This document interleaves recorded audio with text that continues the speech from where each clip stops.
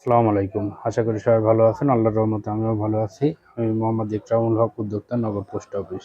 তো আমার ফটোকপি মেশিনে 283 আমার মেশিনে আমি গ্লেজ বাড়াই, অর্থাৎ 282 283 মেশিনগুলা যে ভাইরা ব্যবহার করেন তাদের মেশিনে কালির গ্লেজ এবং কালি বাড়ানোর যে প্রোগ্রামটা আছে সেটা আজকে আপনাদের দেখাবো। তো সর্বপ্রথমে আমি মেশিনটা অন করি। মেশিনটা অন করে 05 চাপ দিয়ে ধরে রাখবো। দেখেন আমি 05 চাপ দিয়ে ধরে রাখছি। আপনি স্ক্রিনে দেখেন, একটু অপেক্ষা করতে হবে। মেশিনটা অন হওয়া পর্যন্ত একটু অপেক্ষা করতে হবে। মেশিনটা অন হয়ে গেলে আমি একটু লাইটটা বাড়াই দিই। ডিসপ্লে লাইটটা বাড়াই দিই, দেখতে পাচ্ছেন এখানে কিন্তু টেস্ট মোডে আছে। এখান থেকে আমার 201 চাপ দিয়ে এখানে আমার কিন্তু স্টার্ট বাটনে আমি চাপ দিয়ে দেব। এখন তাদের দেখতে পাচ্ছেন এখানে হচ্ছে আপনার কালিটা বাড়াতে হবে। এখানে আছে আমার কালিটা 145। এখন তাদের কারো আপ অ্যান্ড ডাউন করা অর্থাৎ বাড়ানো বা কমানোর প্রয়োজন হয়, এখান থেকে আপনি কালিটা বাড়াই দিতে পারবেন। দিয়ে ইন্টার বাটনে চাপ দিয়ে দিবেন।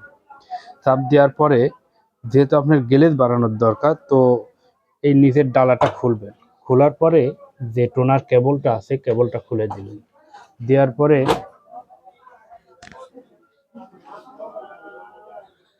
205 চাপ দিয়ে স্টার্ট বাটনে চাপ দিবেন। এখানে দেখতে পাচ্ছেন আমার গ্লেজ আছে 152। তো আমার যদি পেজে গ্লেজটা কম আসে তো অবশ্যই আমি বাড়াই দিব, বা যদি গ্লেজ বাড়ানো থাকে কালি বেশি আসে তো অবশ্যই কমাই দিব। তো আমি 150 দিলাম, মোটামুটি একটু বাড়াই দিলাম গ্লেজ।